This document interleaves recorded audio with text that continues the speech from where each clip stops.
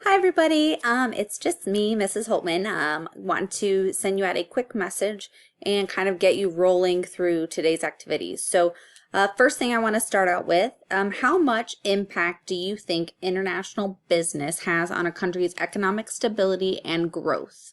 So we just talked about the business cycle, we looked at interest rates, we looked at spending. How much do you think international business plays a role in a country's economic stability and growth? Answer that question, tell me why, and then we'll move on. Our objectives today, we're going to get to some of these, and then some of them we're going to tackle the next class, okay?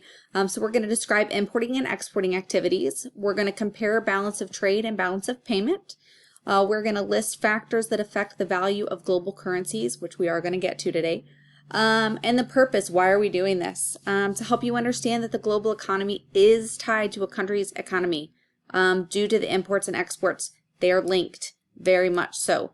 And to help you identify ways that managing a business, when you manage a business, it can be impacted by global currencies, bargains, deals. Currently, we're in a situation right now where the entire world is under, the watch of this pandemic. The entire world is struggling financially. The entire world is feeling the effects of this. So international business plays a role in that. In terms of trade among nations, so we need to look at that. There are a few words that you need to know. Domestic business, this is making and buying, along with selling of goods and services within a country. So if you have something that's made in the USA, or you go to a restaurant and it is a local restaurant, we know that as a domestic business. International business, activities needed for creating, shipping, and selling goods and services across borders. So if you look around your house right now, chances are you maybe have a phone or a TV. Where's my remote? Right here. Something along those lines that maybe is built in another country and shipped, traded, imported, exported, and sold here. Okay. So this is activities needed for creating, shipping, and selling goods and services across those borders. Foreign or world trade kind of goes along with that. It is a term that could be intertraded with international business. So the question I pose to you, what are some advantages and disadvantages of international trade? So think about that for just a second and then answer that question for me in just a couple sentences. In the text, you are going to read just a little bit. It's chapter 3.1, and you are going to read, there's two little segments, one about absolute advantage and one about comparative advantage. This is very important to understand the difference between the two when you are talking about countries and trade, even businesses and trade. How you decide to set up your business, what you are going to focus your energy on. So I want you to read those two sections and then answer in the discussion board. What do you think is more important for a country to have, absolute or comparative advantage? And then tell me why. Back up your findings. Tell me why and cite something specific. Maybe make a reference to something that you know about in our country or another country or anything along those lines. You can do some research. If you do, make sure you cite your sources. So now that we know about comparative and absolute advantage, let's talk about imports and exports. What's the big deal about trading? There's a lot of a big deal, okay? If you look at the U.S. trade value in all countries, this first column right here, goods exported, this is all countries total in the billions, and this is the exports by country where we send it. Okay, it's U.S. trade balance, so it's where we are sending things. This is goods imported. So all countries, we import this many in $1 billion, and this is all the countries that we import from. And here is the trade balance. So if you look, some of them we are in the negative, like China, we are in the negative by quite a significant amount. We are not exporting as much to them as we are importing to us. Okay, but then others were in the positive. In the Netherlands, we export more to them than they send to us. Okay?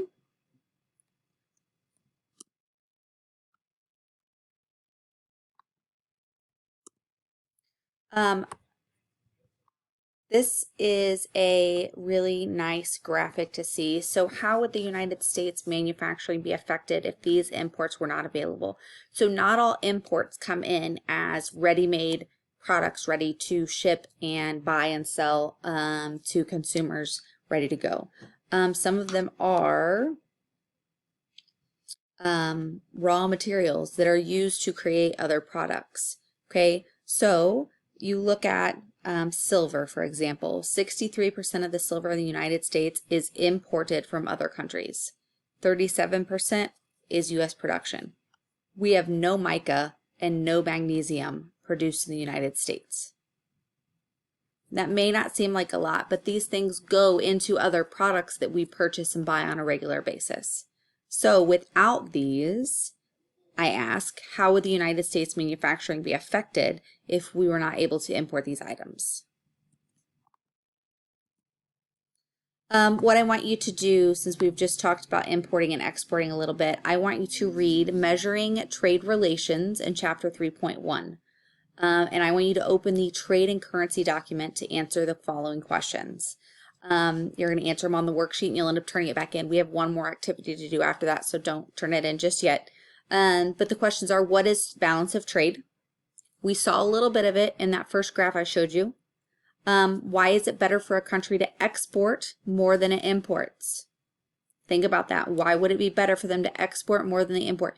You're going to read about that in Measuring Trade Relations. And what is a balance of payments? What does that have to do with anything, and why does that matter? I want you to create a list of 3 actions, at least 3, that a nation might take to improve its trade relations with other countries. This is a hot topic every time there's an election year. You will hear a lot about trade relations because the United States works with a lot of other countries. Okay, so think about it. What could we do, or what could other nations do to improve trade relations? I want 3 of them listed on your worksheet.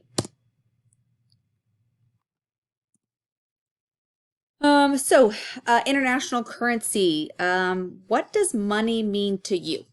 Answer that question for me. In every economy, money serves 3 main functions, and those 3 functions are a store of value, basically future buying. If you know you have money in the bank, you know you have money for the future. A medium for exchange. Again, business transactions.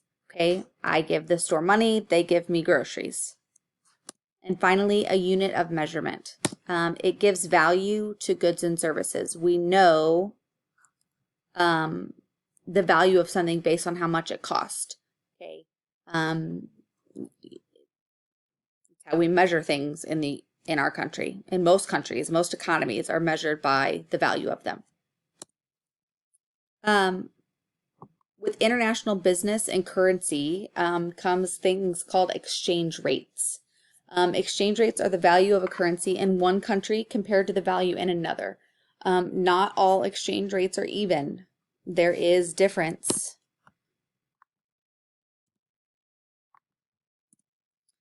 So looking at this chart, the exchange rate here, if you look at, so this is the value, the last one is the value in US dollars. Currency in Britain is the pound. 0.67 pound is $1.49 in US. Okay.